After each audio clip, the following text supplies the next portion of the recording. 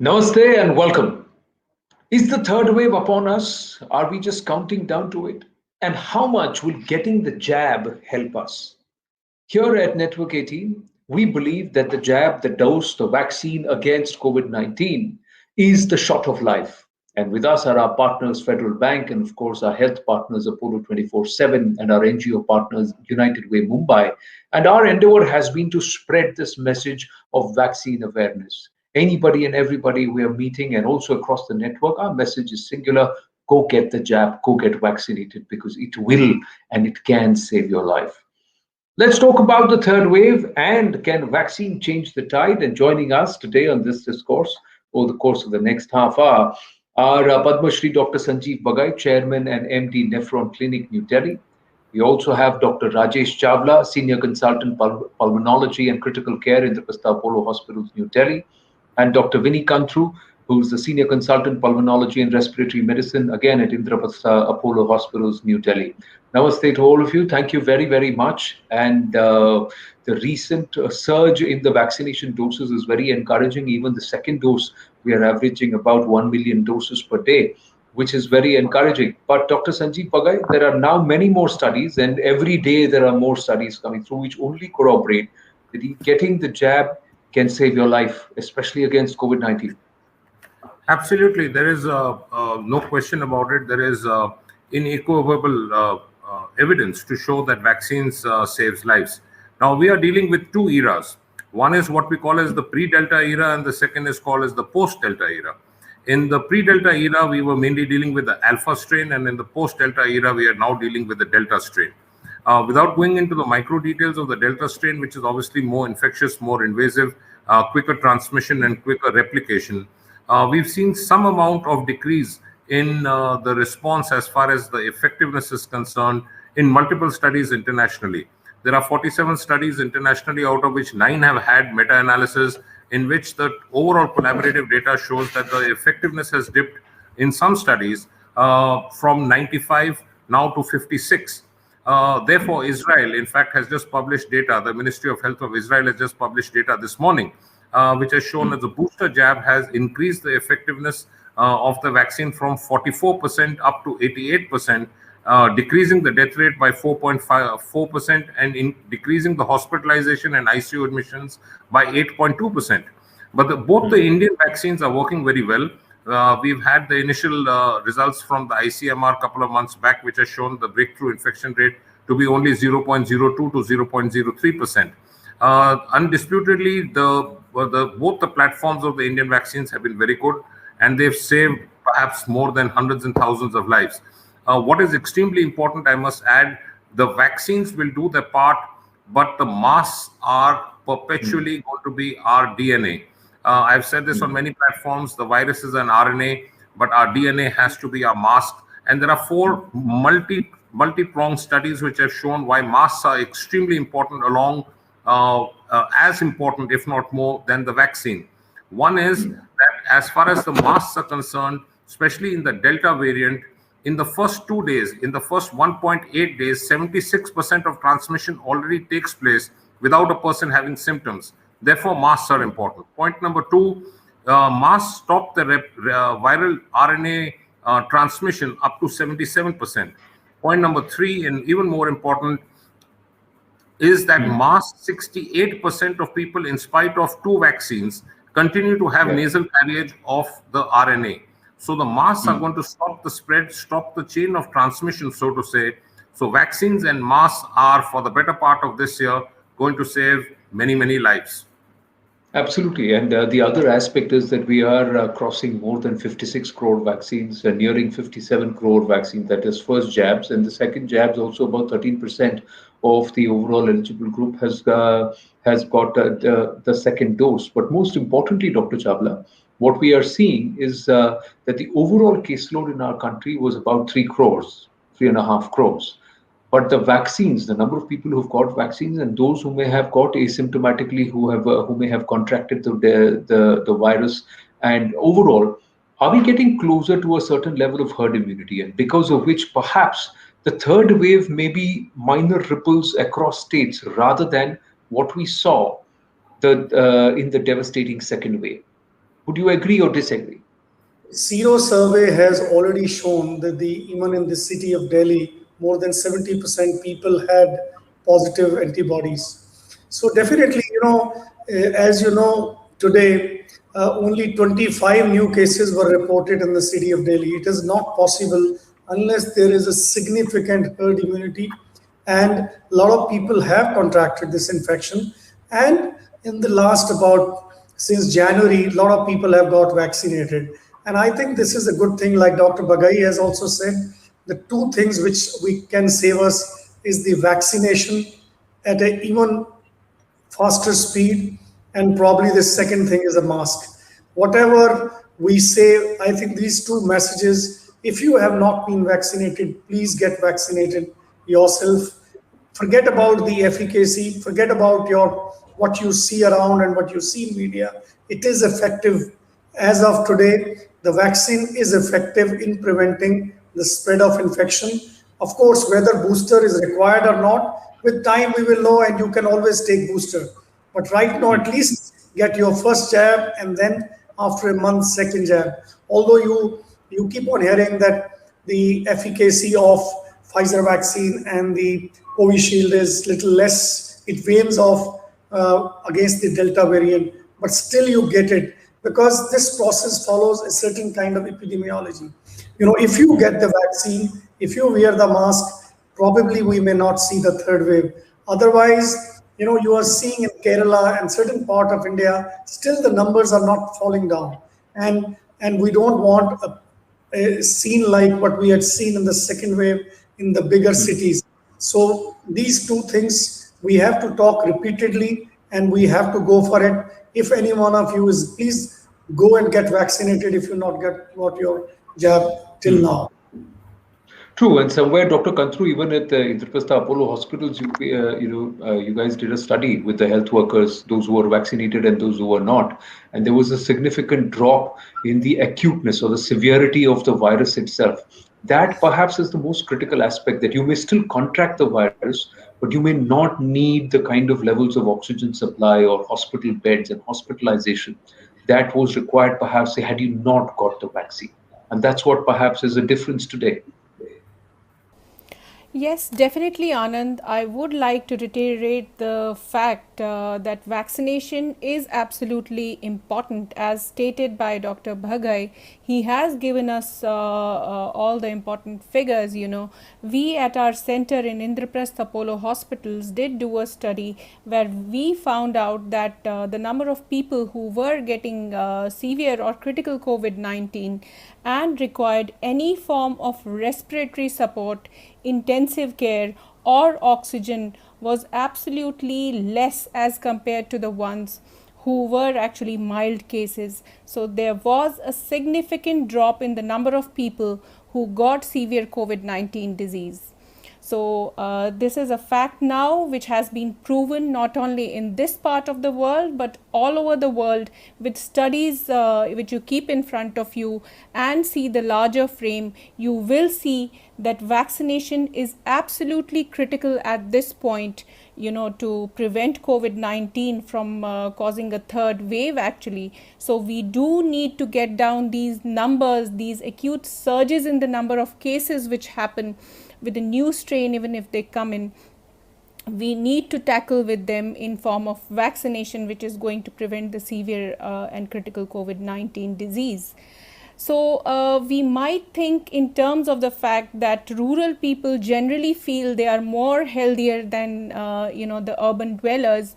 They do think in terms of being exposed to better environment. They do think they eat healthier and their bodies have never had any previous diseases.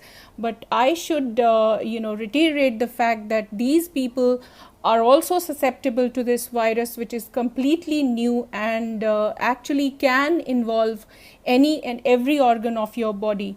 So this message has actually, it has to reach that strata of people who still have certain kind of vaccine hesitancy at the moment, and these should be the ones who should at once go and get themselves vaccinated against COVID-19.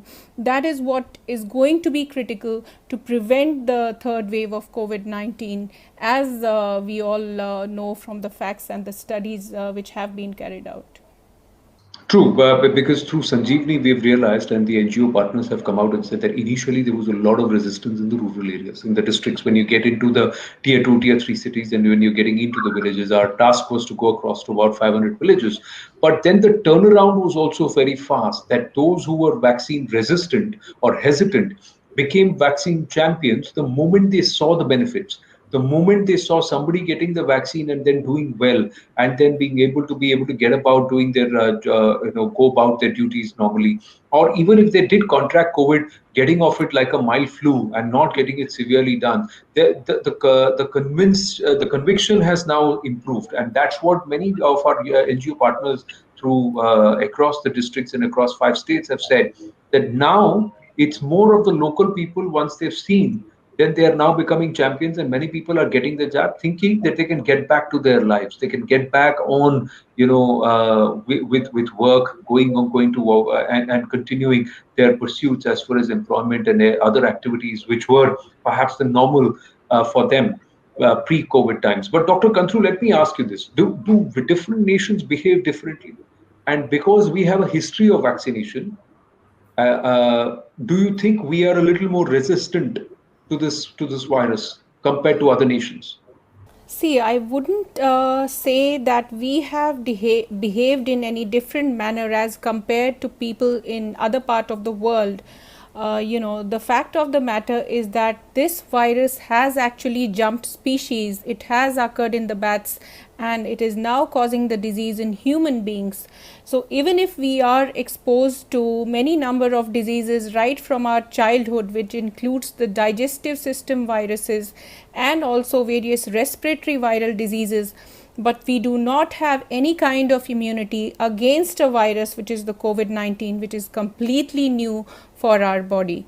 So do not think, even if you have very robust bodies, you are healthy, your lifestyle is healthy, this virus is not going to be affecting you.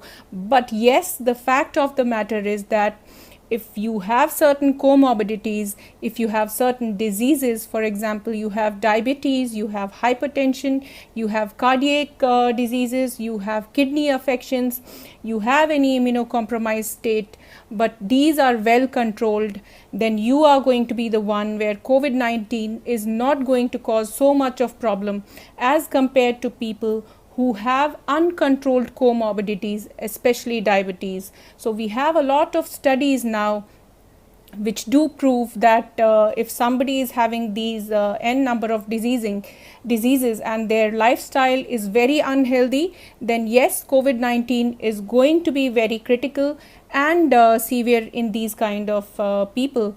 So now we have to think in terms of way forward by incorporating physical activity right from a very early age and teach our youngsters that physical activity is absolutely essential. Because of the lockdown happening, there are a lot of instances where the pandemic of obesity is now causing a lot of issues. The children are home, they are having online classes, they have to do online classes, their screen time is quite high, and everybody is facing a lot of issues in terms of physical activity and gain in weight. So yes, we have to take out our sports shoes and get back into a mode where we are incorporating very healthy lifestyles in our daily routine. So yes, these are some of the things which are going to help you. Yes, you talked about child obesity or the pandemic of obesity, and that is something which many doctors have said, and they're very startled because this is also triggering certain biological functions among kids far before they should actually be triggered within them, and this is also an issue that's come to the fore. But like I tell everybody, 10,000 steps. You got to count your steps, and you got to count up to 10,000 every day, and you got to make that happen, because otherwise your lungs are not going to be open and your body is not going to be fit enough to be able to fight. But one thing, Dr. Chawla, every nation seems to be behaving differently. Now, in India, how do you say, is the second wave over? And how would you read the onset of a third wave? Because nations like Brazil, nations like America, Israel, everybody, Australia, they've all behaved very differently, the UK. So how do we read and say, okay, this is the onset of the third wave, this is third wave, second wave, khatam ho gaya.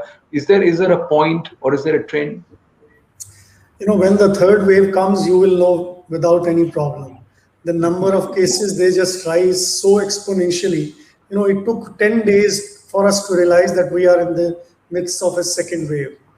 Yeah. And the definitely the second wave is subsiding. This glaring example, if you see the city of Delhi, the cases which were in thousands, now they've dropped down just below 50, 25, and only 2 deaths today. So the second wave definitely is weaning off. I mean, it will disappear, and probably I hope that if the herd immunity in the city of Delhi, probably we know more about the city where we stay, that and if it is behaving, all other places are going to behave similarly. I'm really surprised at the way Kerala is behaving. The number of Yeah. cases are not coming down, and that really worries me, because second wave, first we had cases in the Kerala, then Mumbai, and then rather it started from UK, and then Mumbai, and Kerala, and then Delhi and other part of India. They just took over. Probably now, I'm quite sure the third wave is not going to be that heavy like a second wave. It might come, it might not come. If you all get vaccinated, if we all are careful, if we all wear masks, this is not going to come. If it comes, it will be very mild. And that's what I hope. And I'm quite sure it is going to behave, because another 2, 3 months if pass and we got saving, there is no big mutation, because we had alpha, then beta, then delta, and then in some places in the world we have lambda also. So Yeah. if the mutation doesn't occur, people behave properly, we get vaccinated, probably the third wave we can avoid, or it will be very, very mild. That's what I think. So we'll see if the cases spike. But the other aspect is, if cases spike, but recoveries are also faster. In Kerala, one aspect that they're seeing is Kerala is saying that we're not running out of beds. We don't have oxygen shortage. We don't have patients thronging hospitals, Dr. Bagai. So is Kerala witnessing a kind of a surge where people are getting the flu, but they're not contracting it as acutely as they would earlier? Yeah, so well, let me just rewind just for a fleeting second onto this entire aspect of this herd immunity.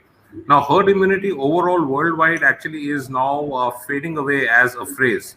I think it's very difficult to define and designate herd immunity as a percentage, because the situation is so evolving in such a dynamic speed. But having said that, there is going to be community acquired immunity, and for 6 simple reasons. To enumerate them very quickly, there is something which is known as a human coronavirus's cross immunity. So there are 4 other human coronaviruses which we call as common cold viruses, which give cross immunity to the SARS-CoV-2, what we are seeing as COVID-19. Point number 2, there is something known as protein to protein crosstalk. So there are a lot of other viruses which are non-coronaviruses, which also are giving cross immunity and protection towards SARS-CoV-2. Point number 3 is there is something which we call as the people who already got infected. So they are going to be carrying what we call as a latent immunity. They have recovered, their antibodies may be down, but they are still carrying a latent immunity. And that immunity doesn't necessarily correlate to your neutralizing antibodies, but it's more important because of a variety of T cell responses, which is a cellular response. And coming to the cellular response, the most important part to give you long-term community-acquired immunity is the memory T cells and the memory B cells. That's your bank. That's something which actually helps you later on, helps you to recognize the infection. Now, coming to Kerala as an index case, I think it's very good that we are not seeing a huge amount of critical cases which require hospitalization and ICUs.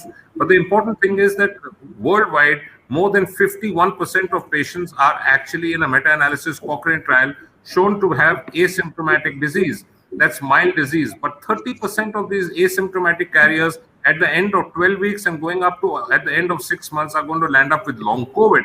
This is worldwide data of millions of patients. So I think I'm not happy just saying that it is asymptomatic patients or mild patients and we have not been overburdened by the hospitalization rates. That's very good in one manner.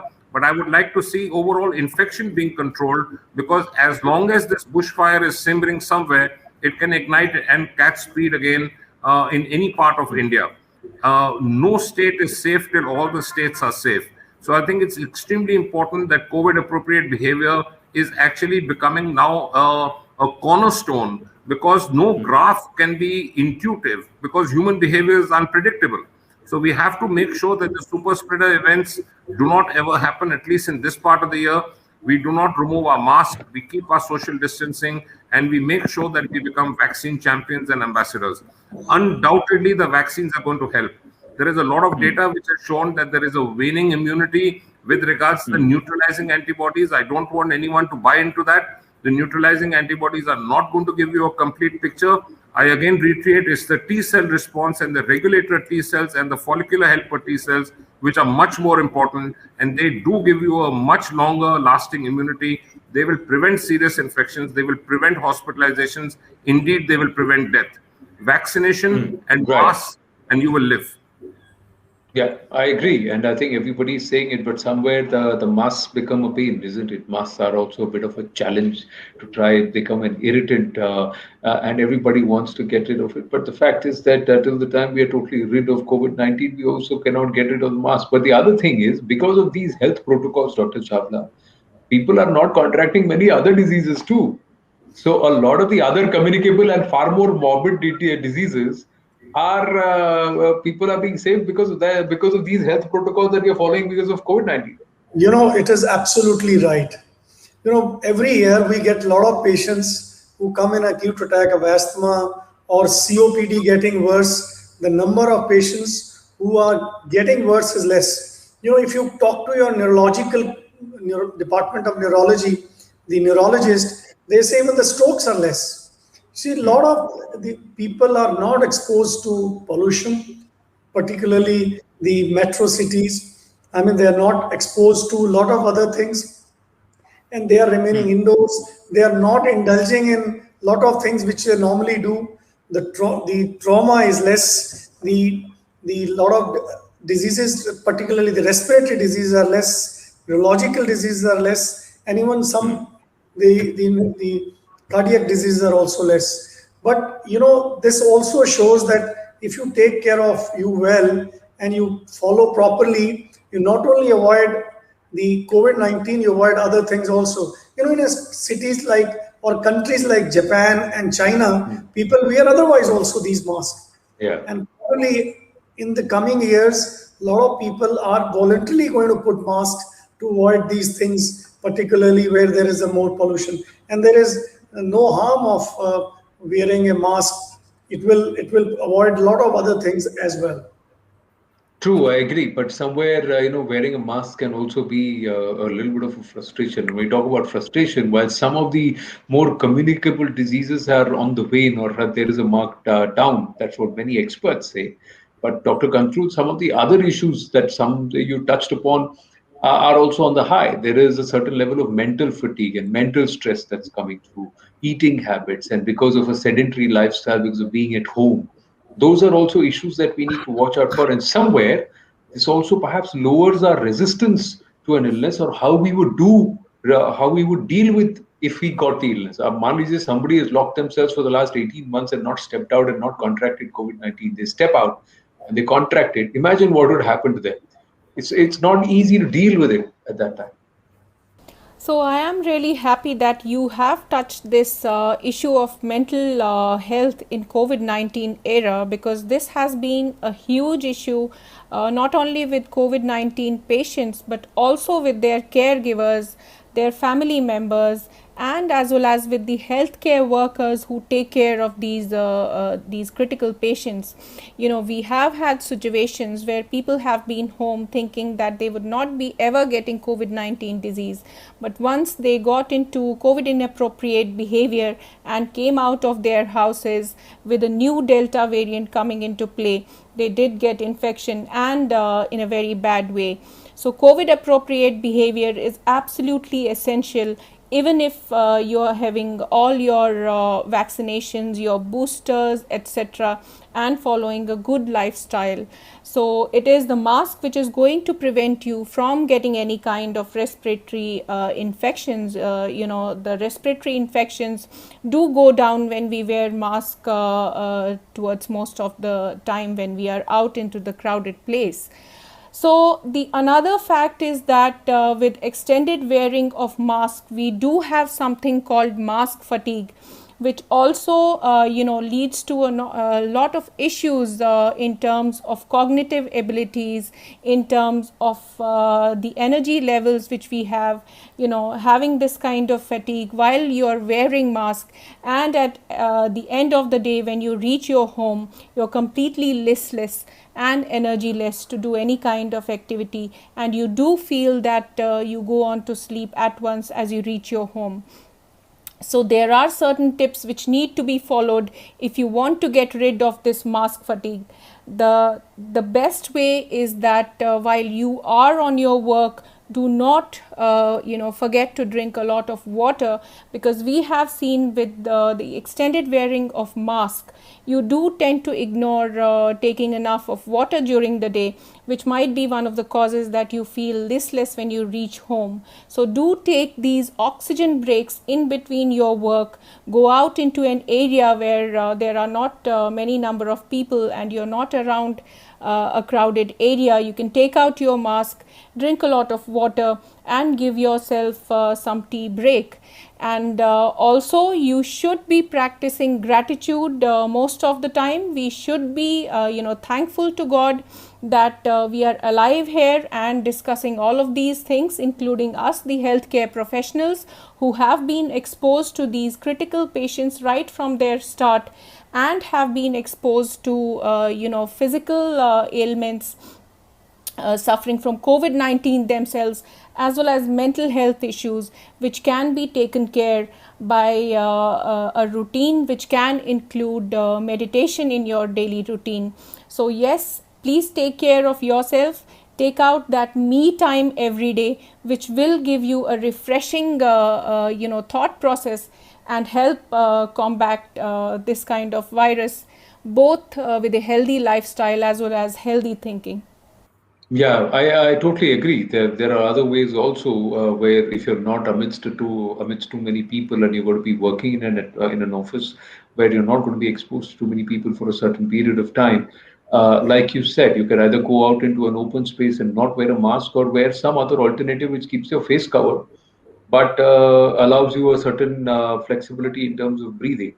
And everybody finds different ways of doing it. But I just quickly want to, we've got limited time, so the final 5-7 minutes, I want to I want to get your thoughts on one point.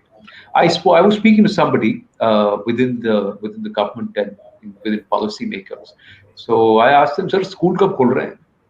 So you've had more than 55 crore people who you have vaccinated, and your surveillance is saying that majority of the people in most of the places have already got a certain level of herd immunity. We are working towards it because they've either contracted it or they're carrying antibodies. Sero surveys are all saying. So why aren't you opening up schools? So because teachers, most of them are getting vaccinated, and why aren't you opening up schools? So the response was just a single line: school खुलने से third wave आ गया तो. What if a third wave is triggered because we open schools? Because they're still looking at children as carriers. Now, where do you stand on this, Dr. Chawla? Let me start with you. I think the fear is genuine. We all know that we still have not vaccinated the younger population. Of course, for the 12 and above, it will be started very soon, and for the younger than 12 years, it will take few months before it is started. Although it is said that a lot of the younger generation had infections and it is mainly asymptomatic, but I think they need to be quite sure before they open school. I agree with them, because there is a fear of spurt of cases if the children have not been exposed to anything. So that is not only the fear in India, it is all over the world, that if the third wave comes and the children who are not vaccinated have not been exposed to infection, the number of cases would be more there. Of course, the number maybe more, they will not be that severe because children or the younger population usually gets a milder disease. But the schools, they don't want, because the moment the number of cases increase in any of the cities, there will be lockdown. So I think they will go slow on this. That's what I feel. Till the picture becomes more clear in next 2-3 months, probably when we are quite sure that the number of cases are going down all over the cities and there is a less chance of a wave like this and the children have been started vaccinating, that's the time I think they'll think of opening schools. Yeah, but the studies were, and right from the beginning, everybody said that children who are under the age of 14 or 15 are least susceptible to get an acute a form of COVID-19 or really suffer, because like 1.5, 2 days they will recover. Yeah, the fear was that they may act as carriers. So बच्चों की वजह से घर के अंदर Covid आ गया, बड़ों को हो गया तो क्या? Yeah, अब बड़े तो ज्यादातर everybody's got the jab. Most of them have got vaccinated. So if you're getting a critical number of people who have gotten vaccinated, so then why again hold children at home? Because one of the biggest issues, like not just about the pandemic obesity, the other aspect is cognitive growth for children. So this is a critical aspect. So do you think it's going to trigger a third wave if we open schools, Dr. Bagai? Yeah, I think this is one of my pet topics, so to say.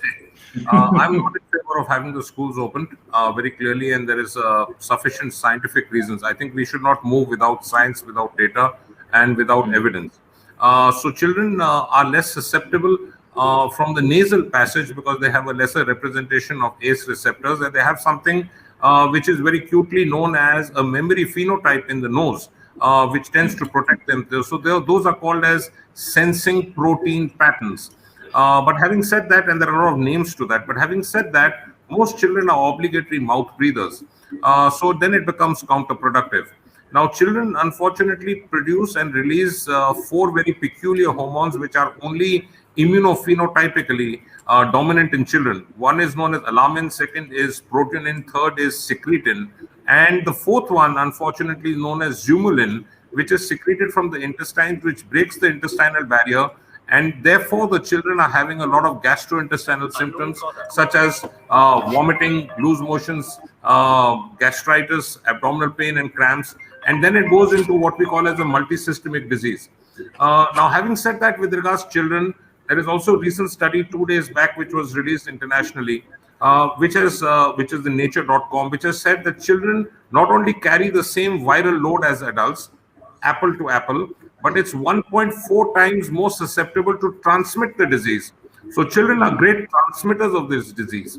Now, irrespective of what precautions are taken in school, schools are bound to happen as super spreader events. So I think it's important that we keep a note that these super spreader events don't happen. I think ventilation will become a challenge in the schools in spite of the masks and the social distancing.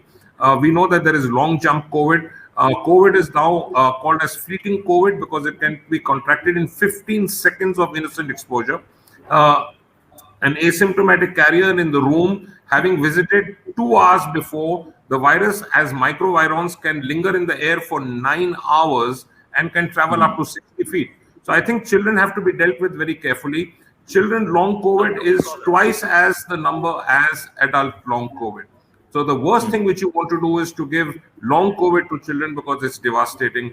Children mental health has to be paid acute attention to because we feel that only adults have depression, anxiety, fear, and so on. But I think children suffer the same. Maybe the manifestations are difficult to pick up. So I think children require special care. We should have a mix and match between a little bit of school opening, maybe after a couple of months, not immediately now, but staggered timings. And also keeping in mind that whatever can be done online should continue online. Encourage them for more outdoor activities rather than indoor classes. The weather also luckily is going to become good in the latter part of the year. So I think children need to be dealt with a little carefully. I think the overall population of India and children is largely unvaccinated. So they are the most vulnerable group. Children also have comorbidities. Almost 25% of children are either overweight or obese, which is a great forerunner as a comorbid risk condition. So I think we need to be careful as far as school opening is concerned, not just yet. Right. So not just yet. Let 12 to 18 also start getting vaccinated, and then let's move towards that step by step. Slowly is what they're saying. In the meantime, continue to take those 10,000 steps. Make sure that you're doing it even in the confines of your house, or if you're limiting your activity, or if you're stepping out, ensure that everybody in the household does it. Final word from Dr. Kantroo, and before we wind up this conversation. The best way to wind up this discussion is going to be stating the facts again, that vaccination is absolutely critical to prevent the hospitalizations and the severe disease as well as death from COVID-19. So this message should reach each and every corner of the country, and those who still have certain kind of vaccine hesitancy, they should get themselves vaccinated at once and prevent the third wave of COVID-19 from happening at all. So the other way is to follow COVID appropriate behavior. If you all incorporate COVID appropriate behavior into your lifestyles, we are going to go out of this pandemic and help ourselves to go back to our normal lives, both in terms of social life and our economic progress, and really help ourselves and people around us. Yes, the third thing which I want to tell and stress upon is the fact that in addition to COVID-19, do take care of your non-COVID-19 related health issues, because we did see that in the COVID times, when the acute number of patients was much more, people are hesitant to come to the hospital to get themselves checked. That might be one of the reasons that we are seeing a lot of tuberculosis patients who have come into us thinking that they had little bit of symptoms, they had low grade fever, which might not be important or related, but we did get patients already having their advanced disease in terms of tuberculosis, as well as certain cancers, which also includes lung cancer. So please do get yourselves checked if you are suffering from any kind of health related issues, and the hospitals have designated areas for non-COVID related problems, and your doctors are going to be much more helpful when you visit them early in your disease. Well, very well said, Dr. Bagai, Dr. Chawla, and Dr. Kantroo. Thank you very, very much. Dr. Bagai, you wanted to say something? Yes, before we went. Yeah, just a quick suggestion to the policymakers and the people who make masks. I think children are not young adults, and children are not indispensable. They are 40% of the Indian population. We need appropriate size masks in the pediatric age group, at least from 3 years onwards, and we need well-fitting masks. I think the biggest problem which children face is ill-fitting masks, which are either too big or too tight. Ill-fitting mask gives you a risk of 90%, and a well-fitting mask gives you a protection of nearly 95 to 96%. So we have different sizes of pediatric equipment. I think the consumable disposable industry should also look at pediatric size masks for different age groups. Very well, suggestion well taken, and I think we will also take it forward, and I will also make that suggestion positively, actively with those within the textile and the manufacturing industry who can consider about looking at perhaps certain kind of technical textile or a particular fiber or something which is light, which is easy to wear, which is also cool or has that bit of a cool factor which they don't mind wearing. But it will also protect. It will give you a certain kind of a microbial, bacterial, a certain amount of filter, and you get textiles today where upon contact the virus dies. So if you can get that for hospital beds and pillow covers, why can't we do it for clothing and also for masks, which children can wear and still not feel claustrophobic, still feel the fact that they can breathe and there is a certain amount of mobility for them as they do that. So suggestion very, very welcome. Dr. Bagai, Dr. Chawla, and Dr. Kantroo, wonderful having this conversation with you. Thank you very, very much. Thank you. Wonderful. Thank you. Thank you. Namaste. Namaste.